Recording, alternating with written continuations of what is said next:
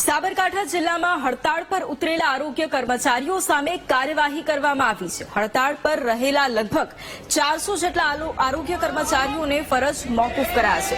ખાતાકીય પરીક્ષાનું કારણ આગળ ધરી અને જિલ્લા વિકાસ અધિકારીએ આ કાર્યવાહી કરી છે। તો બીજી તરફ એકાએક ફરજ મોકૂફ કરાતા આરોગ્ય કર્મચારીઓ પણ રોષે ભરાયા છે અને ડીડીઓની કાર્યવાહી સામે રોષ વ્યક્ત કરી રહ્યા છે। એટલું જ નહીં, આરોગ્ય કર્મચારીઓએ ડીડીઓના આ નિર્ણય સામે કોર્ટના દરવાજા ખખડાવવાની ચીમકી પણ ઉચ્ચારી છે।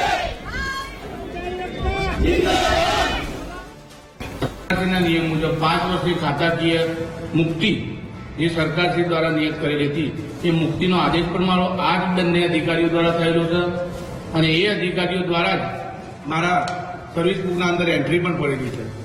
જે અનુસંધાને આ બિલકુલ ગેરવ્યાજબી કારણસર સાબરકાંઠા જિલ્લાના કર્મચારીઓને છૂટા કર્યા છે એ વેલિડ નથી। જેના અનુસંધાને અમે કોર્ટ રાહે જવાનું થશે, કોર્ટ રાહે જઈશું।